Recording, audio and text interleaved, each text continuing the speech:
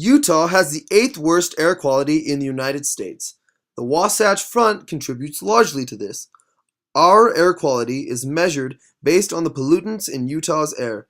The most significant pollutants along the Wasatch Front include PM 2.5 pollutants, ground level ozone, carbon monoxide, lead, and nitrogen dioxide. PM 2.5 pollutants, also known as particulate matter, are particles less than or equal to 10 micrometers in diameter.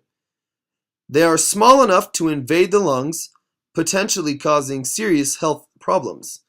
They account for almost half of the typical winter workday emissions, with area sources such as homes, small businesses, and buildings at a close second contributing 39%, and industry point sources contributing 13%. Carbon monoxide is a gas that is 1 part carbon and 1 part oxygen. It is colorless, odorless, and emitted from combustion processes. Nationally, and particularly in urban areas, the majority of carbon monoxide emissions in ambient air come from mobile sources. Carbon monoxide can cause harmful health effects by reducing oxygen delivery to the body's vital organs, such as the heart and brain, and to body tissues. At extremely high levels, carbon monoxide can even be lethal. Sources of lead emissions vary from one area to another. At the national level, major sources of lead in the air are ore and metals processing and piston engine aircraft operating on leaded aviation fuel. Other sources are waste incinerators, utilities, and lead-acid battery manufacturers. The highest air concentrations of lead are usually found near lead smelters, where lead is processed and transformed into different products. Ground level or bad ozone is not emitted directly into the air, but instead is created by chemical reactions between nitrogen oxides and volatile organic compounds, also known as VOCs, in the presence of sunlight.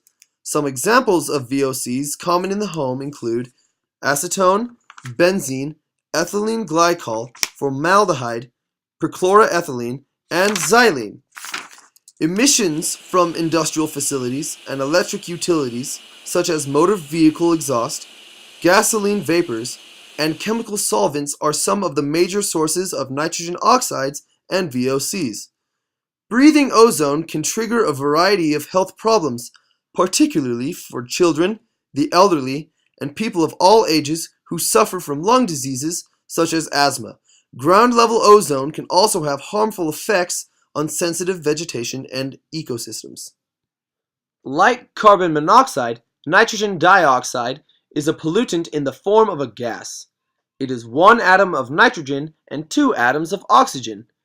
Nitrogen dioxide is one compound in a group of highly reactive gases known as oxides of nitrogen or nitrogen oxides.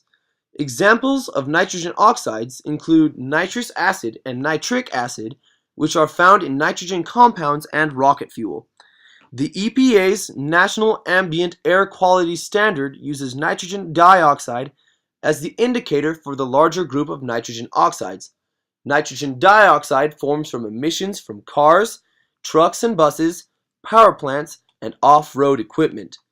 In addition to contributing to the formation of ground-level ozone and fine particle pollution, nitrogen dioxide is linked with a number of adverse effects on the respiratory system.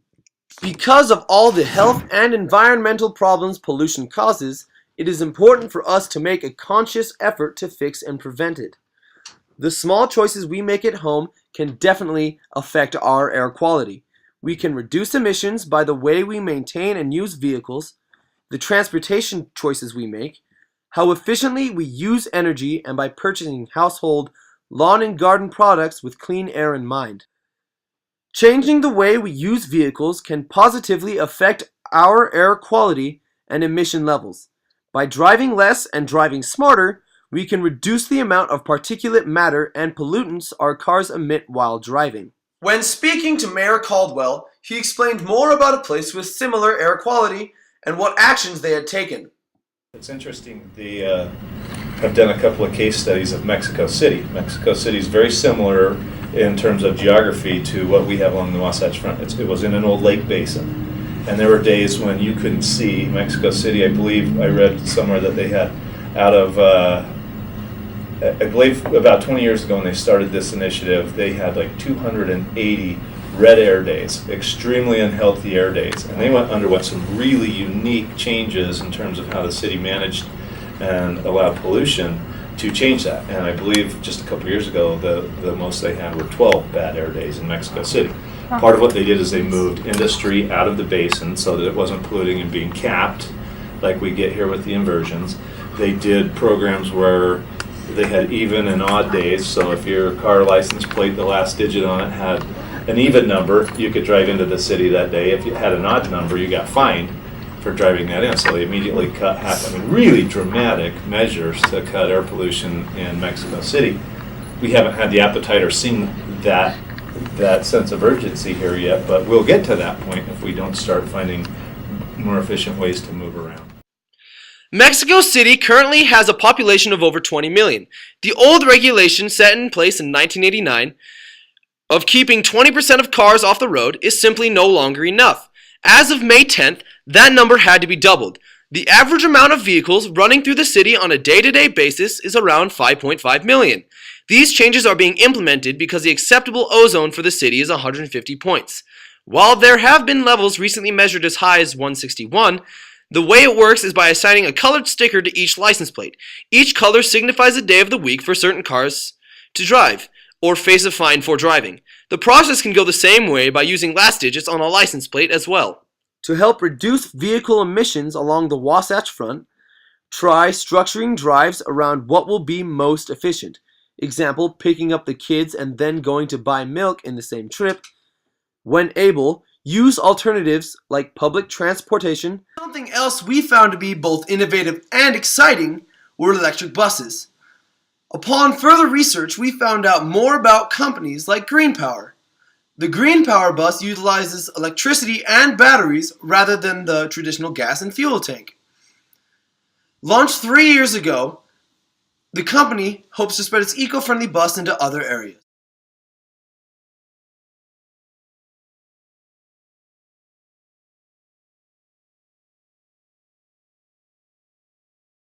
Another way to get from point A to point B is biking. To make biking a safer experience, the master bike plan is being implemented all over Ogden's community. So you've talked about a master bike plan. I understand that it lets people move on their bikes more. What is it really? Bike and pedestrians, so we find key corridors through the city that make it easier to travel. And so sometimes you put a different treatment on the street, so it's not a really rough kind of slurry seal, which a lot of people will talk about not liking. It makes it scary to ride on. A lot of the roads get crowned over years, so when you're riding a bike, you're kind of riding it on a downslope, and the infrastructure along there may have potholes or other things that force you back into the roadway. So it prioritizes making those preferred routes through the city a lot cleaner and easier to navigate.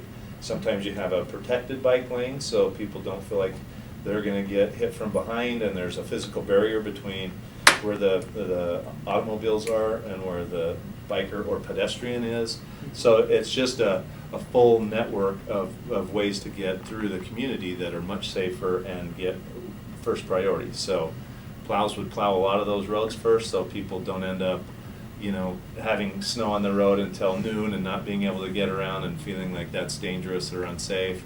It really does tie everything together. There are a couple, Ogden's unique in that you leave downtown and you got a couple of really stout hills to get up to Weber State. And so they have a step process like they have in San Francisco, where you can climb a little bit of a hill and have a nice straightaway, climb a little bit further and have a straightaway, and you can step up to Weber State instead of feeling like you have to go straight up to the hill to Weber, and it makes it much easier for people that don't feel like I'm not an expert biker or anything else, so I don't think I can do that. It makes it really easy and convenient for people to get around. And or switching from a 2-stroke to a 4-stroke engine. 4-stroke engines create fewer emissions because they don't burn oil the way 2-stroke engines do. A 4-stroke engine creates 1/10 of the pollutants of a 2-stroke engine. While it may not seem like hairspray, carpet cleaner, or air fresheners can contribute to the Wasatch Front's particulate matter problem? They do. Solvents contained in common products such as paints, varnishes, preservatives, waxes, dry cleaning products, polishes, degreasers, and automotive products emit volatile organic compounds, which contribute to the formation of fine particulates.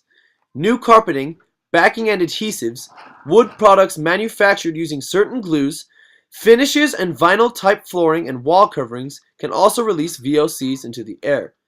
To help reduce the amounts of particulate matter you create, try using organic alternatives.